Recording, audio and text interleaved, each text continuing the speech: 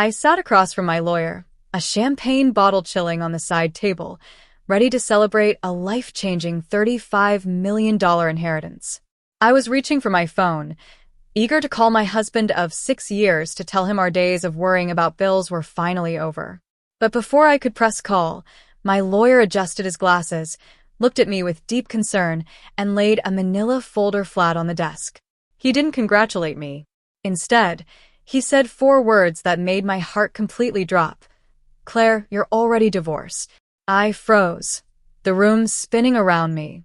According to public court records, my signature had been forged on a secret filing 2 months ago, and my entire life was a lie. But instead of panicking, I put my phone down, looked my lawyer in the eyes, and decided to play along. My name is Claire Vance.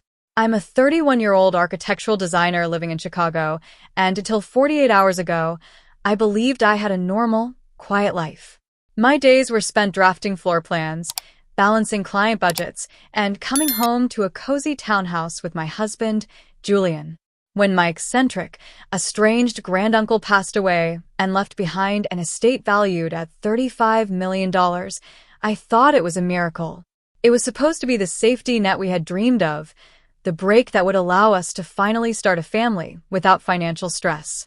Instead, sitting in the office of my family's trust attorney, Arthur Vance, the floor gave way beneath me. "Look at the filing date, Claire," Arthur said quietly, pushing the thick court document toward me. I pulled the papers closer, my hands trembling. The document was titled Decree of Dissolution of Marriage. There it was, Claire Vance and Julian Vance. The court date stamped at the top was May 14th, exactly 2 months ago. Below, it was a signature that looked chillingly like mine, down to the slight tilt on the C. Next to it was an official notary stamp from a county clerk's office 3 hours away. "This is impossible," I whispered, the sound barely escaping my throat. "I've never been to this county. I've never seen these papers. Julian and I slept in the same bed last night. We had dinner together. We talked about replacing our water heater." Arthur leaned back, his expression grim. "In the eyes of the state of Illinois, Claire, you are a single woman. And legally speaking, Julian is already your ex-husband. If this inheritance had cleared 48 hours ago while you believed you were happily married, Julian could have claimed you commingled the funds or attempted to tie up the estate in a messy post-marital dispute. But because the divorce was finalized before the trust payout was processed, he was setting up a very specific board game." My brain was racing, connecting dots I had previously ignored. The missing mail. The sudden push for me to update my personal tax records. The way Julian had taken over managing all our physical correspondence over the last year. "He doesn't know you know yet," Arthur added, watching me closely. "The court copy was mailed to a post office box registered in your name, a box I'm guessing you never opened." I swallowed hard. The shock washed over me, replaced by a cold, sharp focus.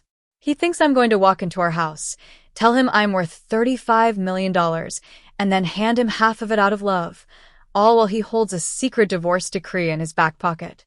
"What do you want to do?" Arthur asked. I looked at the champagne sitting in the ice bucket. "I want to give him exactly what he thinks he's waiting for, but on my terms." Julian and I met 7 years ago at a design gallery opening. He was charming, articulate, and carried himself with an effortless confidence that drew people in. He worked as an independent financial consultant, a job that sounded impressive but seemed to yield wildly unpredictable income. When we got married a year later, I was the primary earner. I paid the majority of our mortgage, kept our health insurance intact through my firm, and covered our daily expenses. I never held it over his head. In a marriage, you support each other, or so I believed. Whenever Julian had a rough quarter, I stepped up.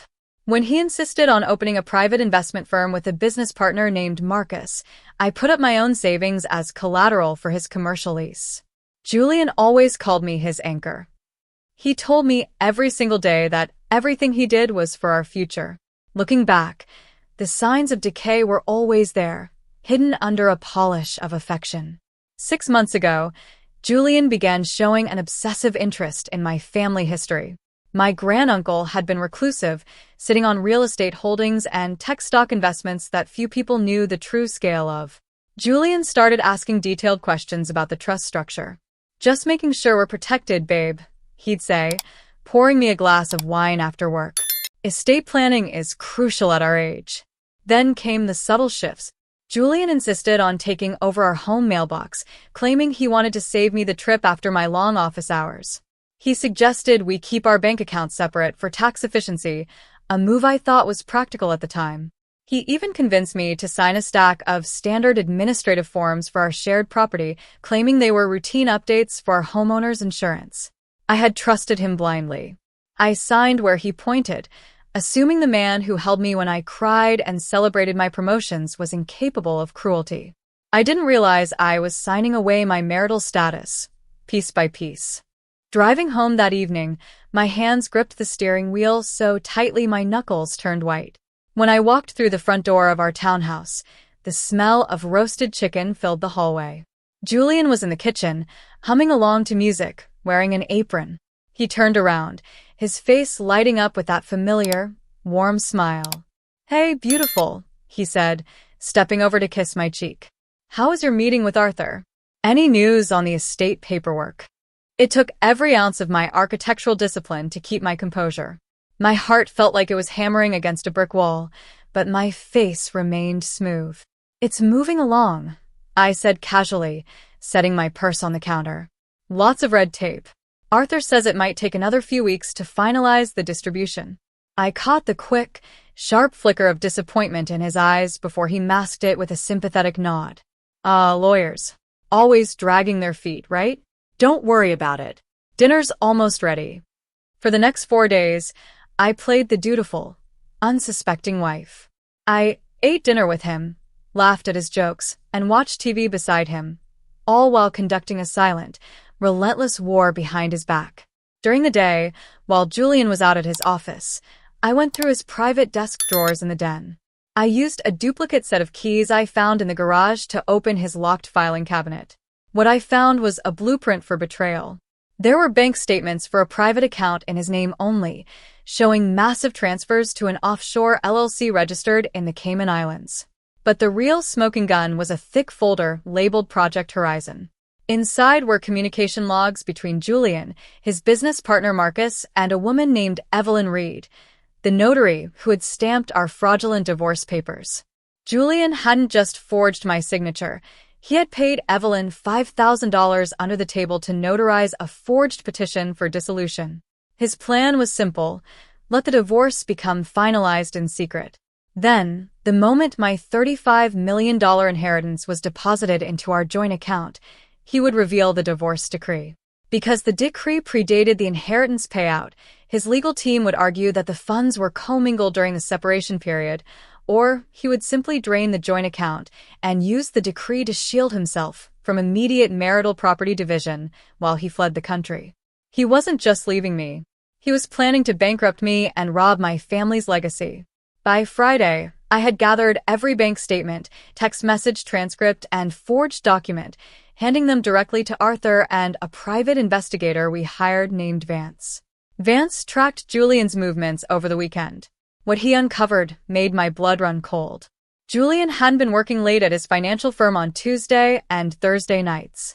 He had been visiting an upscale high-rise apartment complex downtown, an apartment rented under Marcus's corporate name, where Evelyn Reed, the corrupt notary, was actually staying.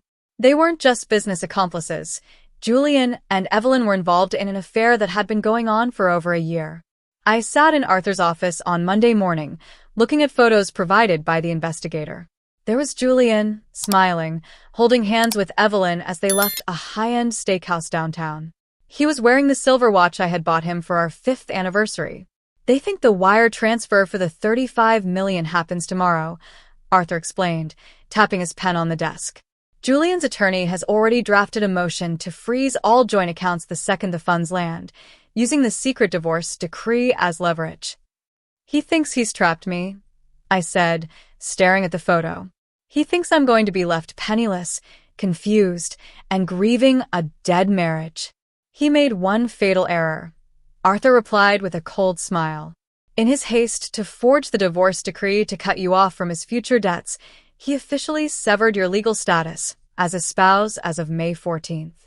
That means as of 2 months ago, he has zero legal claim to a single dime of your family's trust. Legally, he is a stranger to you. And the fraud? I asked. Filing false documents with the court, forgery, identity theft, and conspiracy. Arthur listed off.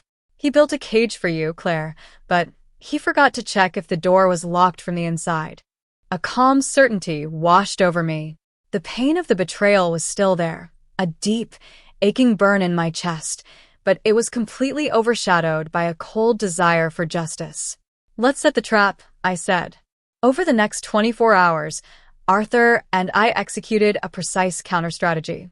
First, we ensured that the $35 million trust inheritance was wired directly into a newly established private trust account under my maiden name, an account Julian had no knowledge of and zero access to. Next, Arthur filed a confidential motion with the state court, placing an immediate hold on the fraudulent divorce decree while notifying the state attorney's office and the Department of Financial Regulation about the forged notary seals. We didn't move to invalidate the divorce immediately. Instead, we allowed Julian to believe his forged filing was still his secret trump card.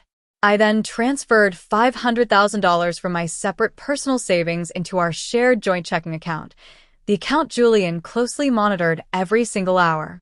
To Julian, this deposit looked like the first advance installment of my granduncle's massive estate payout. That evening, I sent Julian a simple text message. Hey babe, huge news from Arthur today. The first part of the inheritance cleared into our joint account.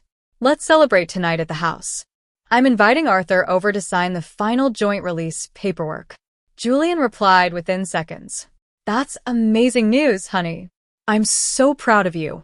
I'll bring champagne. See you at 6. He fell for it instantly. He believed his patience had paid off.